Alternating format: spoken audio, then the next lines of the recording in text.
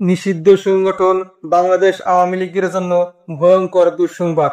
দলটি রাজনৈতিক কার্যক্রমে নিষিদ্ধ থাকলেও তারা আশা করেছিল নির্বাচনে হয়তো অংশ নিতে পারবে, কিন্তু নির্বাচন কমিশনের কড়া ঘোষণা কার্যক্রম স্থগিত থাকলে আওয়ামী লীগের কেউই আসন্ন জাতীয় নির্বাচনে দলীয় প্রতীকে অংশ নিতে পারবে না। তাহলে কি সত্যি আওয়ামী লীগ এবার নির্বাচনের মাঠ থেকে ছিটকে গেল? আমরা জানি আওয়ামী লীগের রাজনৈতিক কার্যক্রম স্থগিত করা হয়েছে, তবে দল হিসেবে নিষিদ্ধ করা হয়নি।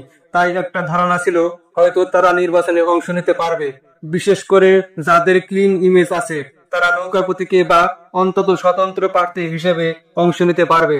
কিন্তু নির্বাচন commissioner brigadier general Abul Fazal Mohammad Sanaullah স্পষ্ট জানিয়ে দিয়েছেন, দলের কার্যক্রম স্থগিত থাকা অবস্থায় আওয়ামী লীগের কেউই আসন্ন নির্বাচনে অংশ নিতে পারবে না, অর্থাৎ নৌকা প্রতীকও নয়, এমনকি স্বতন্ত্র ভাবে দাঁড়ানোর বিষয়েও এখনো কোনো নিশ্চয়তা নেই। তিনি আরো বলেন, গণপ্রতিনিধিত্ব আদেশের সংশোধনীতে নতুন কিছু বিষয় যুক্ত হয়েছে, যেমন আইন প্রয়োগকারী সংস্থার তালিকায় সশস্ত্র বাহিনী যুক্ত হবে, জেলা নির্বাচন কর্মকর্তা ভোট কেন্দ্র স্থাপন করবেন, যাদেরকে আদালত পলাতক ঘোষণা করেছে তারা প্রার্থী হতে পারবে না, সরকারি প্রতিষ্ঠানে 50% বা তার চেয়ে বেশি শেয়ার আছে এবং সেখানে যারা চাকরি করেন তারাও প্রার্থী হতে পারবেন না, লাভজনক পদে যারা আছেন তারাও পারবেন না।